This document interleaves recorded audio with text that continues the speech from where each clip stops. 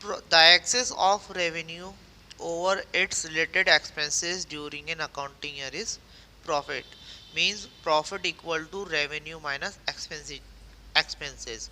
The revenue हमारी income होती है, उसे हम रेवेन्यू भी कहते हैं, माइनस करेंगे एक्सपेंसेस तो हमारा क्या आता है, प्रॉफिट.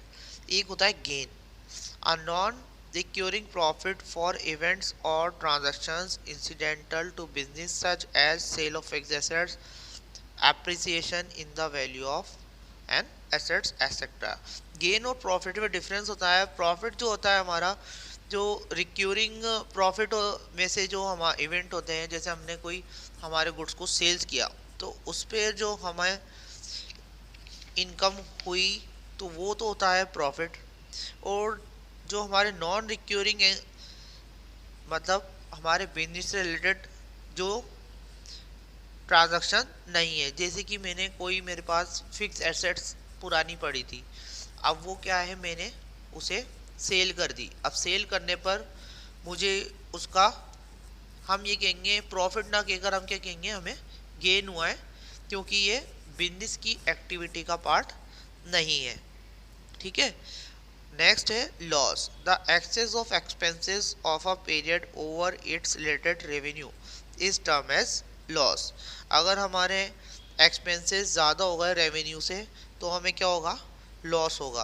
तो loss equals to expenses minus revenue. Next है goods. The products in which the business deal in the term the items that are purchased for the purpose of resale and not for use in the business are called goods. goods क्या होता है, business में हम जो item को purchase करने के पर या सेल करने के पर्पज से परचेज करते हैं तो वो हम उसको क्या कहते हैं, गुड्स कहते हैं. Next is purchase. The term purchase is used only for the goods procured by a business for resale. Purchase कहते हैं हम जो आइटम, जो गुड्स हम रीसेल करने के लिए ख़रीदते हैं उसे हम क्या कहते हैं, परचेज कहते हैं. In case of trading concern it is purchase of final goods and in manufacturing concern it is purchase of raw materials. Purchase में भी कैश परचेज और credit purchase. Purchase return. When purchased goods are returned to the supplier, these are known as purchase return. Sales.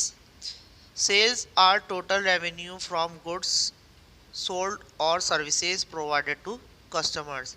Sales may be cash sales or credit sales. Next is sales return. When sold goods are returned from customer due to any reason is known as sales return.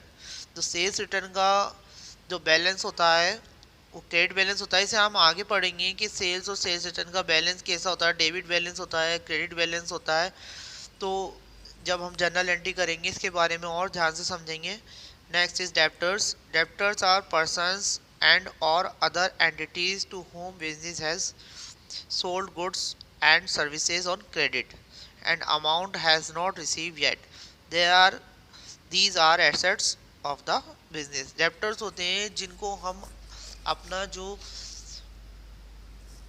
Product है वो हम credit base पर cell करते हैं. अब credit sale पर base करते हैं तो मतलब इन फ्यूचर हमें उनसे पैसा रिसीव करना है तो वो क्या कहलाते हैं, हमारे डेप्टर्स होते हैं.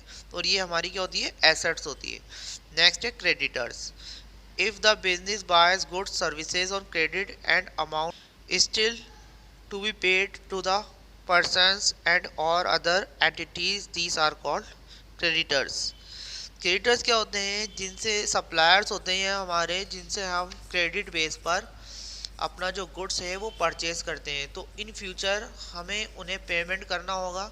तो पेमेंट करना होगा तो वो क्या कहलाते हैं, क्रेडिटर्स कहलाते हैं. और ये क्रेडिटर्स क्या होती है, लायबिलिटी फॉर द बिजनेस. हमारे बिजनेस के लिए क्या होती है, लायबिलिटी होती है. नेक्स्ट है bills receivable. Bills receivable is an accounting term of bill of exchange. A bill of exchange is bills receivable for seller at the time of credit sale. इसको बिल्स रिसीवेबल को हम आगे पढ़ेंगे. ये हमारा चैप्टर है bills receivable का. ठीक है, इसको और हम नेक्स्ट चैप्टर में पढ़ेंगे। Next is income. Income is a wider term which includes profit also. Income means increase in the wealth of the enterprise over a period of time. Next is stock. The goods available with the business for sale on a particular date is known as stock. कि हमारे पास goods available है कि उसे cell करने के लिए जितना goods available होगा वो हमारे लिए क्या कहलाएगा, स्टॉक कहलाएगा। Cost, cost refers to expenditure incurred in acquiring, manufacturing and processing goods to make is saleable. Cost क्या होती है, जो भी हम प्रोडक्ट बनाने के लिए, मैन्युफैक्चर करने के लिए, उसे प्रोसेस करने के लिए गुड्स पर जितना एक्सपेंस कर रहे हैं वो हमारी क्या कहलाएगी, कोस्ट कहलाएगी। Next is voucher. The documentary evidence in support of a transaction is known as voucher.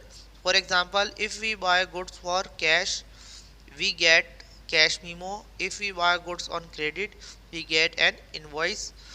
When we make a payment, we get a receipt. ये वाउचर क्या होता है, एक एविडेंस होता है कि ट्रांजैक्शन हमने किया है या नहीं। अगर हम कोई गुड्स कैश में खरीदते हैं तो उसके लिए क्या कहते लेते हैं, कैश मीमो, या फिर गुड्स क्रेडिट पर लेते हैं तो उसके लिए इनवॉइस, और पेमेंट करते हैं तो उसके लिए रिसिप्ट देते हैं। Goods and service tax means GST. GST is an indirect tax which is levied on the supply of goods and service. तो ये जीएसटी होता है, goods and service tax. GST की फुल फॉर्म भी आ सकती है कि जीएसटी की फुल फॉर्म बताइए, तो जीएसटी की फुल फॉर्म होती है गुड्स एंड सर्विस टैक्स। और ये हमारा किस टाइप का टैक्स है, ये हमारा इनडायरेक्ट टैक्स है जो कि सप्लाई करते हैं हम गुड्स एंड सर्विस पर, तो उस पर हम जीएसटी लगता है हमारा। और इसके ये जीएसटी भी हमारा एक चैप्टर है, इसके बारे में हम आगे पढ़ेंगे कि जीएसटी का हम किस तरीके से एडजस्टमेंट करते हैं। तो ये हमारा जो फर्स्ट चैप्टर है कंप्लीट होता है। इन सब डेफिनेशंस को जितना भी मैंने आपको पढ़ाया है उसे आपको अपनी नोटबुक में लिखना है, और एक बार बुक अवेलेबल करा देते हैं आपको, तो बुक में से भी आपको इसमें से एक बार पढ़ना है। ठीक है, थैंक यू, गुड बाय।